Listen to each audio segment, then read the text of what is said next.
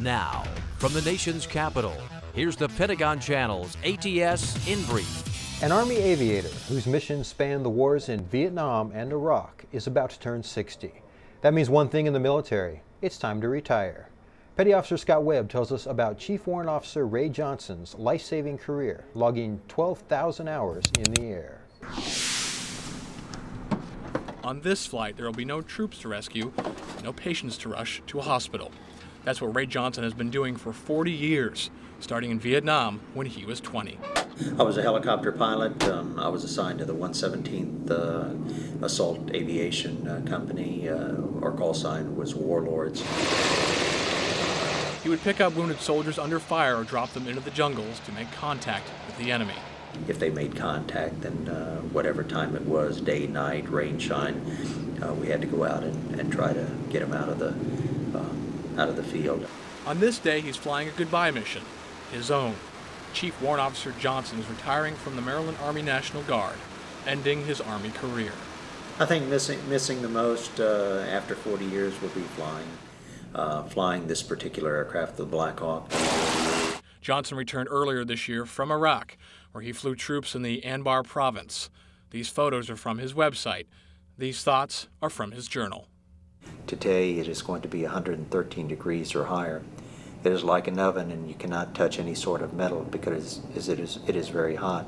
Johnson stood out in Iraq not just for his experience, but his age. He turned 59 while there, making him one of the oldest to serve. The military had been good to me. It had given me 38, 39 years of great assignments, great schooling, and I knew it was time to pay it back.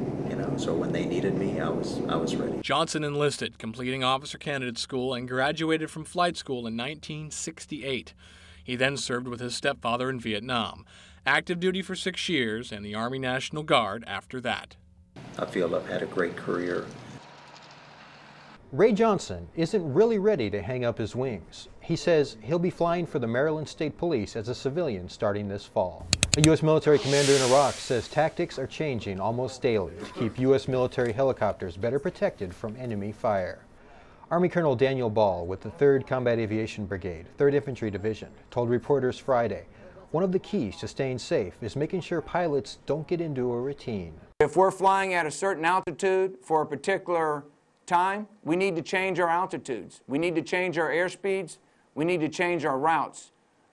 All this to throw him off his schedule and to stay one step in front of him to prevent these shoot downs. Colonel Ball gave a video display of some of the work his division's done so far.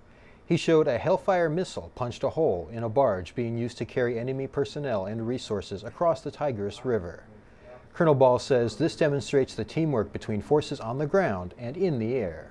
The National Museum of the Marine Corps in Quantico, Virginia, took part in Flag Day with a ceremony paying tribute to a historic American flag. The museum unveiled the first American flag to be flown on Iwo Jima during World War II. A 41-man patrol raised the flag after 5 days of fighting on the island. The famous image of 5 Marines and a Navy corpsman raising the flag on top of Mount Suribachi is actually the 2nd flag raised.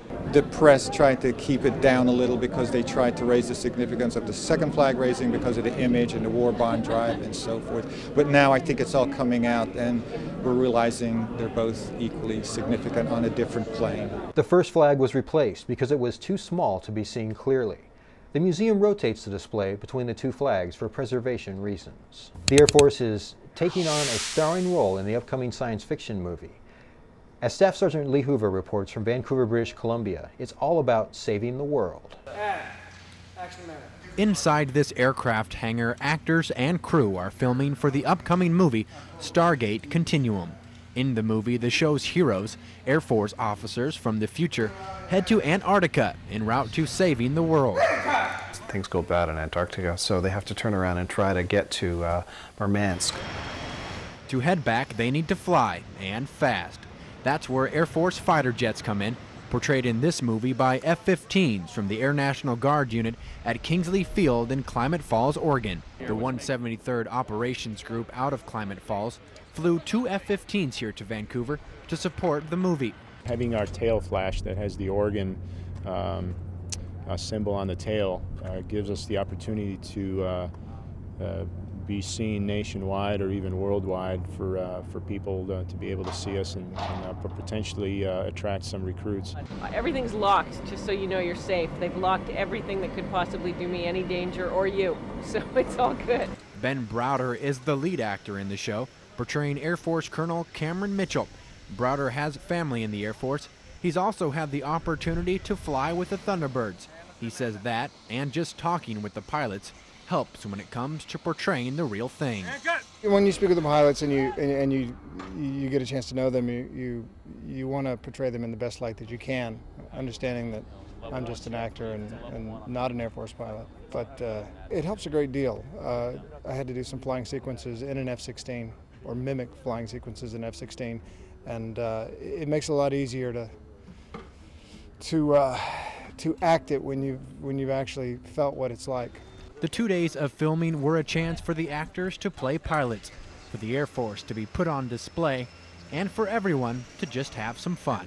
For the Pentagon Channel, I'm Staff Sergeant Lee Hoover.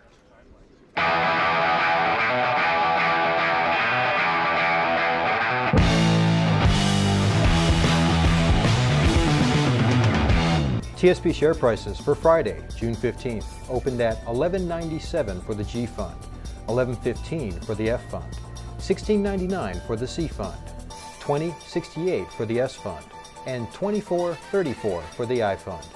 For the Pentagon Channel, I'm Petty Officer Jay Mann.